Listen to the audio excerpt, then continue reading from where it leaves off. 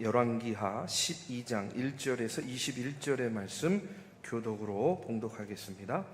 예후의 제7년에 요아스가 왕이 되어 예루살렘에서 40년간 통치하니라. 그의 어머니 이름은 시비아라 브엘세바 사람이더라. 요아스는 제사장 여호야다가 그를 교훈하는 모든 날 동안에는 여호와 보시기에 정직히 행하였으되 다만 산당들을 제거하지 아니하였으므로 백성이 여전히 산당에서 제사하며 분향하였더라. 요아스가 제사장들에게 이르되 여호와의 성전에 거룩하게 하여 드리는 모든 은 곧 사람이 통용하는 은이나 각 사람의 몸값으로 드리는 은이나 자원하여 여호와의 성전에 드리는 모든 은은 제사장들이 각각 아는 자에게서 받아들여 성전의 어느 곳이든지 파손된 것을 보거든 그곳으로 수리하라 하였으나 요아스 왕 제23년에 이르도록 제사장들이 성전에 파손한 데를 수리하지 아니하였는지라. 요아스 왕이 대제사장 여호야다와 제사장들을 불러 이르되 너희가 어찌하여 성전에 파손한 데를 수리하지 아니하였느냐. 이제부터는 너희가 아는 사람에게서 은을 받지 말고 그들이 성전에 파손한 데를 위하여 드리게 하라. 제사장들이 기록하시는 백성들에게 은을 받지도 아니하고 성전 파손한 것을 수리하지도 아니하기로 동의하니라. 제사장 여호야다가 한 궤를 가져다가 그것의 뚜껑에 구멍을 뚫어 여호와의 전문 어기 오른쪽 그 제단 옆에 두매 여호와의 성전에 가져오는 모든 은을 다 문을 지키는 제사장들이 그 궤에 넣더라.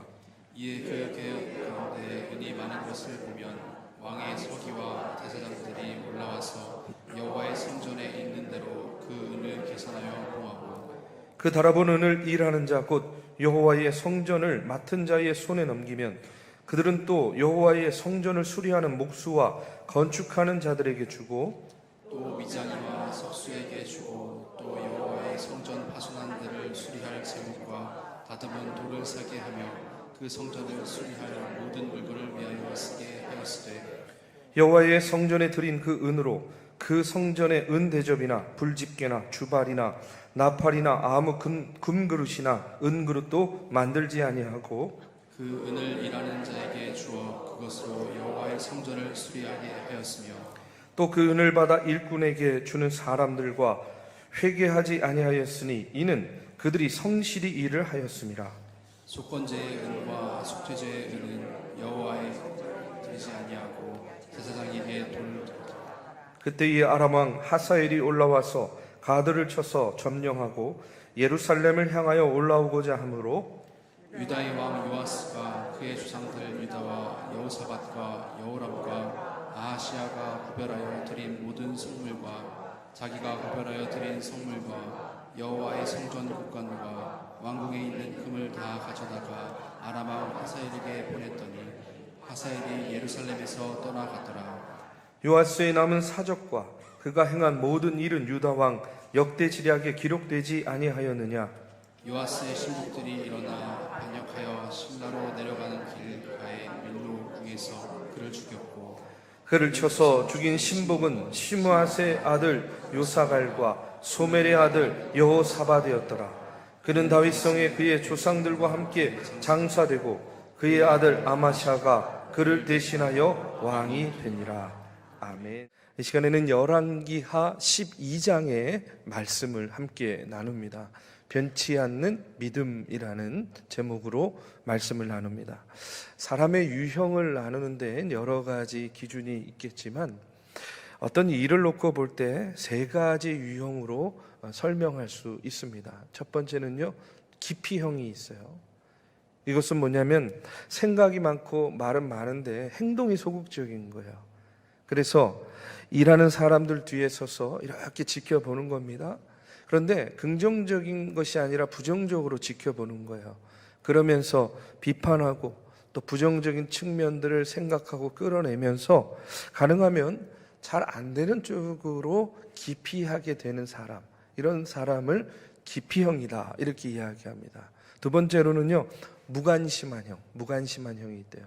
어떤 사람이 이 무관심한 형을요 이렇게 비유로 이야기를 하더라고요. 마치 양복에 있는 이 양복 소매 끝에 있는 이 단추 있지 않습니까? 이 단추와 같다는 거예요. 이게 무슨 말이냐면 이 단추가요, 여러분 이 용도가 뭐죠? 이 용도가 뭡니까? 네, 장식. 네, 장식이죠, 장식. 그런데 이것이 뭐 딱히 여기 이 단추 중에 하나가 없다고 해가지고 뭐 불편한 건 없어요, 그렇죠? 뭐 이렇게 싸매는 용도가 아니기 때문에. 근데 또 어떨 때 보면요, 이게 또 하나라도 떨어지면 약간 조금 이상해 보입니다, 그렇죠? 뭔가 허전해 보이기도 하고 어떨 땐 좀 없어 보이기도 합니다. 그러니까 이 무관심한 형에 대해서 이야기하는 게 뭐냐면 이런 거예요.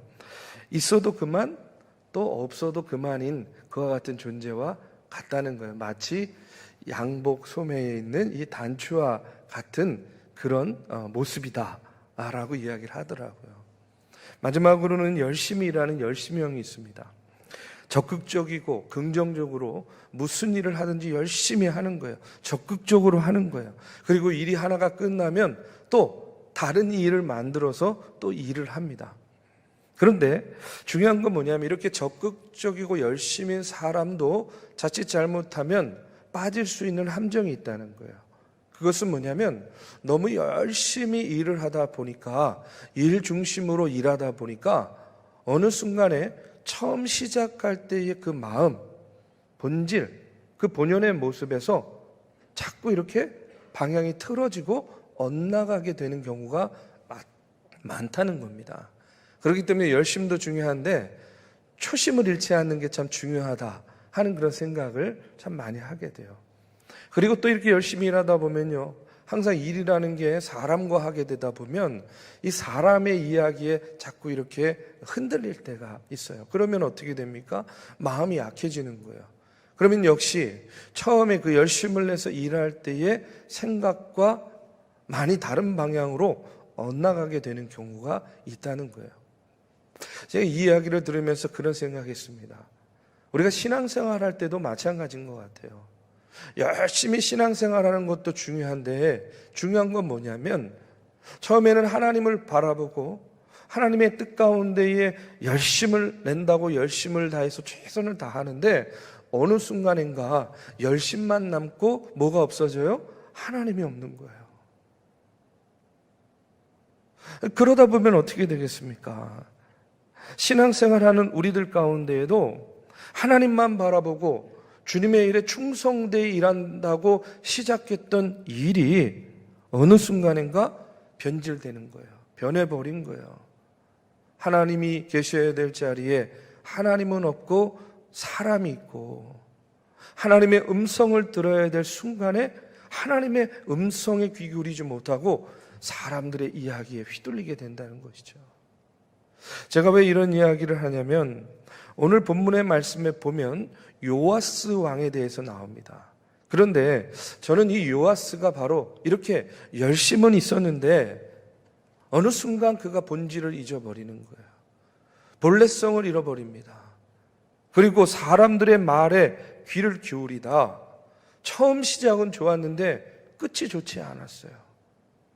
오늘 이 시간에는요, 이 요아스에 대한 말씀을 나누는데 이 요아스는요 7살에 유다의 왕이 되어서 제사장 여호야다의 가르침 속에서 이제 왕이 되어서 유다를 다스리게 됩니다. 1절 2절의 말씀에 보면 예후의 제7년에 요아스가 왕이 되어 예루살렘에서 40년간 통치하니라. 그의 어머니 이름은 시비아라 부엘세바 사람이더라. 요아스는 제사장 여호야다가 그를 교훈하는 모든 날 동안에는 여호와 보시기에 정직히 행하였다는 거예요. 요아스는 모든 다윗의 자손들이 다 죽임을 당한 가운데 유일하게 살아남아서 유다의 왕이 되었습니다. 요아스는 어린 나이에 왕이 되었기 때문에 영적인 아버지 제사장 여호야다의 도움으로 신앙적으로도 그렇고 여러 가지로 좋은 출발을 하게 되었어요. 그래서 오늘 본문 말씀에 뭐라고 나옵니까? 여호야다가 그를 교훈하는 모든 날 동안에는 여호와 보시기에 정직히 행하였다는 거예요. 그러면 여러분 질문을 할 수 있어요. 그러면 여호야다가 영향력을 행사하지 않을 때는 어땠을까? 그렇죠? 여호야다의 교훈이 있는 모든 날 동안에는 여호와 하나님 보시기에 정직히 행하였을 때, 그러면 그의 교훈이나 그의 영향력이 없을 때에 요아스는 어떤 모습이었을까? 오늘 이어지는 이 말씀들을 이렇게 묵상하면서 결론적으로 말씀드리면 이런 거예요. 요아스가 제사장 여호야다를 통해서 왕으로서 나라를 다스리는 데 있어서 하나님을 의지하는 법을 배웠어야 됐어요. 제사장이 왕 옆에 있는 것도 그런 거 아니겠습니까? 세상적으로만 결정하지 마세요. 왕의 시각으로만 결정하지 마세요. 하나님이 계십니다. 하나님의 뜻을 묻고 하나님께서 주시는 지혜와 영감으로 나라의 일도 정해야 됩니다. 여호야다가 요아스에게, 그리고 요아스가 여호야다에게 배워야 될 것은 바로 왕으로서 하나님의 뜻 가운데 어떻게 행할 것인가를 배워야 되었어요. 그런데 요아스는 하나님을 의지하는 법은 배우지 못하고 여호야다만을 너무 의지했다는 겁니다. 그러다 보니까 여호야다가 살아있을 동안에는 열심히 하나님 섬기고 신앙적으로 유다를 다스렸지만 여호야다가 죽으니까 어떻게 돼요? 완전히 한순간에 사람이 변합니다. 그리고 우상을 숭배하던 유다의 지도자들과 손을 잡게 되는 것을 보게 돼요. 이제 뒷부분에 나옵니다. 요아스 왕은 여호야다가 살아있을 동안만 하나님께 정직하게 행하다가 그가 죽고 난 후에는 어떻게 됐느냐? 하나님 신앙을 버렸다는 거예요. 여러분, 다른 것은 변해도, 여러분 세월은 변해도 뭐는 변하면 안 됩니까? 하나님을 향한 우리의 믿음과 신앙은 변치 말아야죠. 그런데 하나님을 향한 신앙이 변하니까 그의 삶이 불행해졌어요. 오늘 말씀을 보면 요아스가 잘한 점과 요아스가 잘못한 점이 이어서 나옵니다. 저는요, 우리의 신앙도 처음과 끝이 같기 위해서, 아니 처음보다 끝이 더 창대게 되기 위해서 우리가 어떻게 해야 되는가 하는 것을 오늘 말씀을 통해서 요아스의 모습을 통해서 여러분과 함께 나누려고 해요. 먼저 우선 그가 잘한 것이 있습니다. 그게 뭐냐면 오늘 말씀에 보면 그가요 성전을 수리합니다. 성전을. 솔로몬 성전을 건축한 지가 100년 정도가 지났어요. 그러면 낡고 파손된 곳, 수리해야 될 곳이 많이 있었습니다. 그런데 요아스 왕이 성전 수리를 명령했는데 제사장들이 협조를 하지 않았던 것 같아요. 그래서 이 수리가 제대로 진행되지 않았습니다. 그러자 6절을 보니까 요아스 왕 제23년에 이르도록 제사장들이 성전의 파손한 데를 수리하지 아니하였다. 이렇게 나오고 있어요. 명령했는데 그 명령이 지켜지지 않아요. 그 시간이 꽤 오래 지났습니다. 23년. 자, 여러분, 성전이 수리되지 못하고 이렇게 방치되었다 하는 것을 보면 무엇을 알 수 있겠습니까? 그것은 바로 하나님께 그 성전에서 제대로 제사드리지 않았다는 거예요. 그렇죠? 제대로 예배드리지 않았다라는 겁니다. 우리가 성전에 나와 예배드리는 이유는 뭐냐면 성전에 나와 하나님께 제물을 드리고 나를 대신해서, 그리고 그 제물을 통해서 내 죄를 씻고 내가 깨끗함과 정결함을 입기 위해서 성전에 나와서 제사 드리는 거죠. 그런데 제사를 드리지 않았다라는 것은 당시에 이 이스라엘의 왕들과 백성들이 오랫동안 제대로 된 회개하지 않았다는 거예요. 깨끗함과 정결함과는 거리가 먼 생활을 했다 하는 것을 보여주는 겁니다. 그래서 이것저것 파손이 되어도 고치지 않는 거예요. 다른 것을 우선으로 삼고 방치해 놓고 있는 겁니다. 저는요, 이 당시의 이 성전의 모습이요, 마치 그 당시에 이스라엘 백성들, 그 나라의 영적인 모습을 보여주는 것이다, 이렇게 말씀드리고 싶어요. 그들의 삶이, 그들의 삶의 모습이 마치 수리하지 않고 방치해 놓은 그런 성전과 같은 모습이었다는 겁니다. 그렇기 때문에 요하스는 성전이 제대로 된 기능을 회복하도록 하는 것이 중요하다 이렇게 생각을 하고 우선 성전의 낡은 부분을 수리하라 하고 여호야다에게 지시를 합니다. 23년이 지났어요. 7절입니다. 요하스 왕이 대제사장 여호야다와 제사장들을 불러 이르되 너희가 어찌하여 성전의 파손한 데를 수리하지 아니하였느냐? 이제부터는 너희가 아는 사람에게서 은을 받지 말고 그들이 성전의 파손한 데를 위하여 드리게 하라. 이렇게 나오고 있습니다. 성전 수리를 지시받고도 오랫동안 수리하지 않은 또 다른 이유가 하나가 있었습니다. 그것이 뭐냐면 우리식으로 말하면 돈이 부족했던 거예요. 헌금을 내긴 내는데 그것이 충분하지가 못했던 것 같습니다. 백성들의 마음은 당연히 성전을 수리하고 싶고 하나님의 말씀에 순종하고 싶었지만 실제로 그 마음에 드는 생각을 행동으로 옮기려면 어떻게 해야 돼요? 헌금을 해야 되잖아요. 그러니까 예나 지금이나 이와 같이 하나님께 헌물을 드리고 헌금하는 것, 여러분 이것이 참 쉽지 않구나 하는 것을 느끼게 돼요. 이때 요하스가 왕으로서의 지도력을 발휘합니다. 요하스는요, 성전 수리하는 데 필요한 돈을 이제 제사장들이 걷는 것이 아니다. 걷지 말라. 그래서 두 가지의 명령을 내립니다. 그 중에 하나가 뭐냐면 제사장이 성전세 거두는 일에서 일체 관여하지 말라는 것이었어요. 8절의 말씀에 보면 제사장들이 다시는 백성에게 은을 받지도 아니하고 성전 파손한 것을 수리하지도 아니하기로 동의하니라 이렇게 나와요. 여러분 제사장의 본연의 역할은 뭐죠? 제사장의 본연의 역할, 돈을 헤아리는 겁니까? 성전의 부서진 부분을 망치나 못을 들고 수리하고 고치는 것입니까? 그것이 아니죠. 제사장의 본연의 모습은 우리식으로 표현하면 하나님으로부터 받은 하나님의 말씀을 선포하고 또 예배드리러 온 백성들을 대신해서 제물을 바치고 예배를 드리는 거예요. 그렇죠? 그리고 하나님께 기도하는 겁니다. 이것이 제사장이 하는 본연의 역할인 거예요.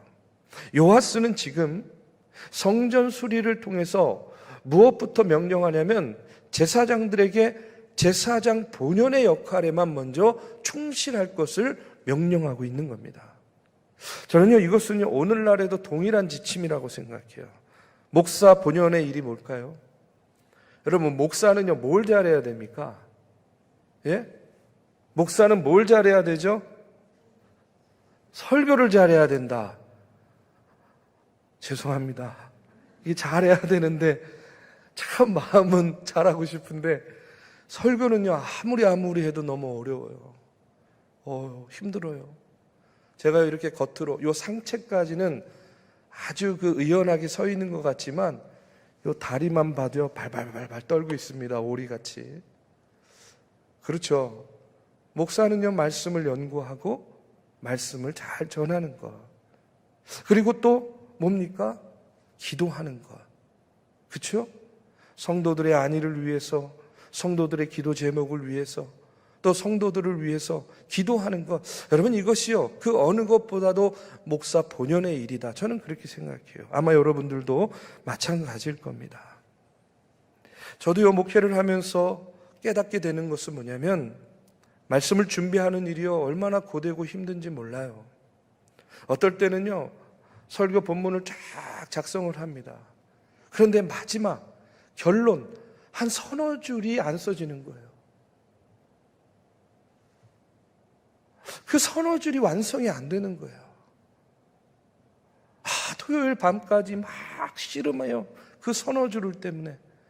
그런데도 웬일인지 그게 딱 안 오는 거예요. 그러면 얼마나 답답한지 몰라요. 그 마지막 서너 줄 때문에 가슴앓이를 할 때가 참 많이 있습니다.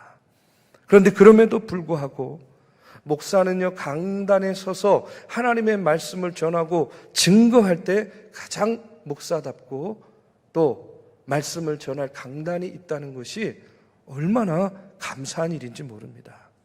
그렇기 때문에 어느 한순간도 하나님의 말씀을 준비하는 일에 소홀할 수가 없어요. 기도도 마찬가지예요. 우리 성도님들의 상황과 환경, 기도 제목을 알면 알수록 더 기도하지 않을 수가 없잖아요. 하나님이 자꾸 생각나게 하는 겁니다. 하나님이 자꾸 떠오르게 하는 거예요. 그러면요, 마음속으로 기도하는 겁니다. 제발 하나님, 우리 아무개 장로님, 우리 아무개 권사님, 그 기도 제목 아시잖아요. 하나님 제발 빨리 좀 응답해 주세요. 빨리 좀 응답해 주세요. 미루지 마시고.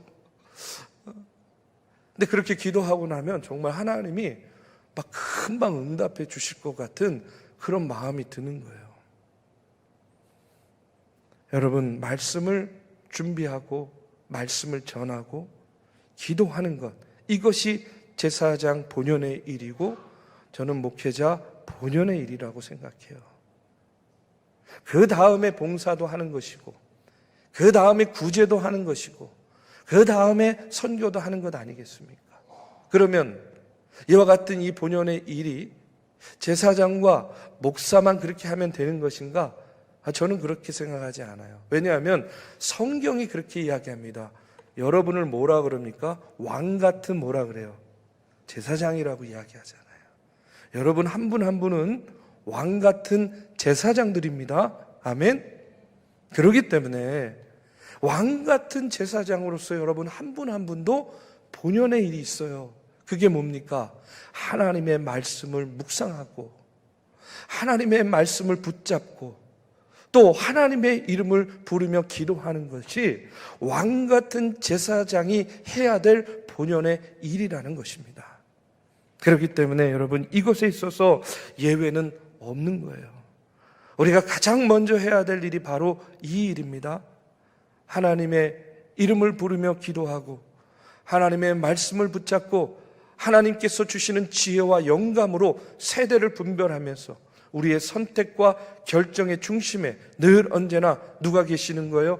하나님이 계시게 만드는 것.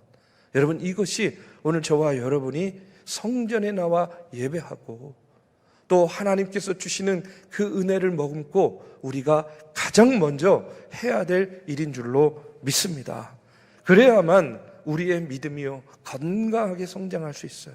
그래야만 우리의 교회가 건강한 공동체가 될 수가 있는 겁니다. 제사장이 본분을 잘 지키고 목사가 본분을 잘 지키면 여러분 당연히 성도들도 본분을 잘 지키게 되겠죠. 오늘 저와 여러분이 함께 이루고 나아가야 될 교회의 모습인 줄로 믿습니다. 요하스는요 바로 이것을 잘한 거예요. 성전을 수리하도록 하면서 뭐를 명령한 거예요? 제사장들이 본분을 지키도록 먼저 명령을 했습니다. 그리고 또 요하스가 잘했던 일이 하나가 있어요. 그것이 뭐냐면 성전을 수리하고 남은 돈으로 금그릇, 은그릇 만들지 못하게 하고 오로지 그 돈을 수리하는 데만 사용하도록 했습니다. 13절, 14절에 보면 여호와의 성전에 드린 그 은으로 그 성전의 은대접이나 불집게나 주발이나 나팔이나 아무 금그릇이나 은그릇도 만들지 아니하고 그 은을 일하는 자에게 주어 그것으로 여호와의 성전을 수리하게 하였다. 이렇게 나와요. 성전을 수리하다 남은 돈으로 다른 액세서리를 만들면 좀 보기도 좋고 드러내기도 좋았을 거예요. 그런데 요아스는 그렇게 하지 못하게 했습니다. 철저하게 성전 자체를 온전히 수리하는 일에만 그 물질이 쓰여지도록 했던 거예요. 왜 그러냐면 여러분 이런 주발이나 그릇이나 이런 것들은 마음만 먹으면 언제든지 만들 수 있는 거예요. 그러나 성전을 수리하는 본래적인 이 일은 지금이 아니면 또다시 이와 같은 일을 하기가 어렵다라고 생각했던 것 같아요. 그래서 그는요 오로지 성전 자체를 고치는 일에 집중했다는 겁니다. 요아스가 이와 같이 하나님의 보시기에 미쁘신 결정들을 하고 명령들을 하니까 제사장들과 일하는 사람들과 백성들이요, 그 전에는 명령해도 듣지 않았잖아요. 지지부진하게 시간만 더해졌잖아요. 그런데요, 놀랍게도 하나가 되어서 이 성전을 다시 고치는 일이 수월하게 진행되는 것을 보게 됩니다. 여호야다가 해내지 못한 일, 요아스가 왕으로서 해냈던 거예요. 자, 여기까지는 아주 좋았습니다. 요아스가 여기까지는 참 잘하고 있습니다. 그런데 갑자기 반전이 일어나는 거예요. 어떤 일이 일어나냐면 아람 왕 하사엘이 유다에 쳐들어왔습니다. 그러자 요아스는요, 어떻게 대응을 하냐면 선조들과 자신이 바친 금과 왕궁에 있던 금을 모두 하사엘에게 벌금으로 주고 나라를 지키는 거예요. 17절 18절에 보니까 그때의 아람 왕 하사엘이 올라와서 가드를 쳐서 점령하고 예루살렘을 향하여 올라오고자 하므로 유다의 왕 요아스가 그의 조상들 유다 왕 여호사밧과 여호람과 아하시아가 구별하여 드린 모든 성물과 자기가 구별하여 드린 성물과 여호와의 성전 곳간과 왕궁에 있는 금을 다 가져다가 아람 왕 하사엘에게 보냈더니 하사엘이 예루살렘에서 떠나갔더라, 이렇게 나오고 있어요. 그런데 여러분, 이 하사엘 아람 왕이 군대를 이끌고 왔을 때에 이 예루살렘에 온 이유가 있습니다. 그 이유는 뭐냐면 같은 본문을 증거하고 있는 역대하 24장의 말씀에 보면 그 17절 18절이 이렇게 나옵니다. 여호야다가 죽은 후에 유다 방백들이 와서 왕에게 절하매 왕이 그들의 말을 듣고 그의 조상들의 하나님 여호와의 전을 버리고 아세라 목상과 우상을 섬겼으므로 그 죄로 말미암아 진노가 유다와 예루살렘에 임하니라, 이렇게 나오고 있어요. 여호야다가 죽고 난 다음에 요아스가 하나님을 버리고 유다 방백들과 손을 잡고 바알과 아세라를 끌어들였다는 거예요.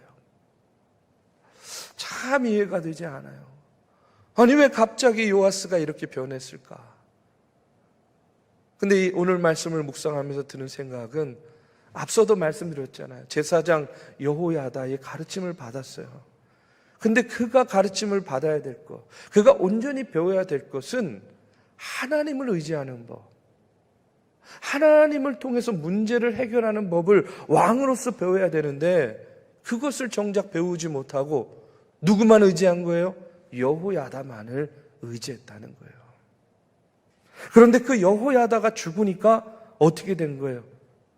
소위 말해서 우리식으로 말하면 영적 멘토가 없어진 거예요. 자기가 의지했던 그 여호야다가 없어지니까 불안했던 겁니다. 그러니까 누군가는 손을 잡아야 되니까 하나님과 손을 잡았으면 됐는데 누구랑 잡았다고요? 유다의 방백들과 손을 잡고 그들의 우상을 끌어들였다는 거예요. 역대하 24장 20절 이하에 보면 여호야다의 아들 스가랴가 요아스에게 이렇게 이야기합니다. 어떻게 하나님을 버리고 당신이 우상과 손을 잡을 수 있습니까? 하고 책망을 하니까 요아스가 어떻게 한 줄 아세요? 백성들로 하여금 이 여호야다의 아들 스가랴를요 돌로 쳐 죽이게 하는 거예요. 변해도 어떻게 이렇게 변합니까? 달라져도 어떻게 이렇게 달라질 수가 있습니까? 그리고 그 1년 후에 바로 오늘 본문에 나오는 아람 왕 하사엘이 쳐들어와서 예루살렘을 에워쌌던 거예요. 근데 더 황당한 것은 뭐냐면 이 아람 군대가 큰 군대로 온 것이 아니에요. 역대하 24장 24절에 보면 아람 군대가 적은 무리로 왔으나, 이렇게 나오고 있어요. 이 적은 무리의 아람 군대가 큰 유다 군대를 어떻게 한 거예요? 위협을 준 거예요. 유다는요 많은 군사를 가지고도 하사엘을 이기지 못해서 금이란 금은 다 그들에게 꺼내주고 자신들의 멸망을 피할 수 있었다는 것이죠. 굴욕입니다. 얼마나 비참합니까? 그리고 결국 요아스는 전쟁에서 부상을 입고 여호야다의 아들 스가랴를 죽였기 때문에 부하들이 들고 일어나서 마침내 그도 부하들의 손에 의해서 죽임을 당하게 돼요. 자, 앞에 시작할 때 뭐라 그랬습니까? 열심히 하긴 하는데 어떻게 돼요? 초심을 잃어버리고 본연의 모습을 잃어버리고 끝에 가가지고요 어떻게 됐다고요? 변질되었다는 거예요. 망하게 되었다는 거예요. 요아스가 한때는 하나님의 말씀과 성전 중심으로 살았습니다. 그런데 그가 사람을 의지하고 하나님과의 손을 놓게 되었을 때에 당장은 위기를 모면한 것 같았지만 결국은 부하의 칼에 찔려 죽는 그런 운명을 맞이하게 된 거죠. 우리 사랑하는 믿음의 성도 여러분, 처음 믿음과 끝 믿음이 같기가 참 어렵습니다. 쉽지 않습니다. 처음 믿음과 끝 믿음이 다를 수밖에 없죠. 근데 저는요, 달라야 된다고 말씀드리고 싶어요. 어떻게 달라야 되겠습니까? 요아스처럼 처음에는 하나님 보시기 좋았는데 마지막에는 사람 의지하고 우상 의지해서 용두사미로 끝나는 그런 믿음이 되면 되겠습니까? 아니죠. 달라야 됩니다. 어떻게 달라야 되냐면 처음보다 중간이 그리고 중간보다 마지막이 더 잘하고 성장해서 여러분은 어떤 외부적인 환난 가운데서도 어떤 세상의 말 가운데서도 흔들리지 않는 그런 변치 않는 믿음의 장성한 분량에 이르기까지 우리는 달라져야 됩니다. 그래서 저와 여러분이요, 어린아이와 같은 그런 믿음과 신앙에 머물러 있는 것이 아니라 처음보다 중간보다 마지막이 더 자라고 성장한 영적 거장이 되어야 될 줄로 믿습니다. 그런데 이와 같은 믿음, 내 힘만 가지고 내 의지만 가지고 유지하기 어렵습니다. 성령님이 도와주셔야 되는 거예요. 그렇기 때문에 여러분 주님 손 꼭 붙잡고 한 걸음 한 걸음 동행하게 되면 우리는요 처음보다 끝이 아름다운 그런 믿음의 여정이 되리라고 저는 믿습니다. 여러분 저는요 믿는 사람은요 오늘을 살아가는 사람이라기보다는 늘 언제나 내일을 살아가는 사람들이라고 믿어요. 왜? 우리는요 주님 오실 때를 바라보면서 살아가잖아요. 그것을요 종말론적인 신앙생활이라고 이야기합니다. 우리가 종말주의자들이 되어서는 안 돼요. 그러나 우리는요 오늘 하루를 살았다는 것은요 뭘 의미하느냐? 하나님께로 한 걸음 더 가까이 갔다는 거예요. 오늘 하루가 지나갔다는 것은요 하나님의 나라가 하루 더 우리에게 가까이 왔다라는 겁니다. 그렇기 때문에 오늘 우리의 믿음의 여정은 어제보다 오늘이, 그리고 오늘보다 내일이 더 소망이 있고 희망이 있는 늘 한 걸음 한 걸음 자라고 성장하는 믿음의 여정이 되어야 될 줄로 믿습니다.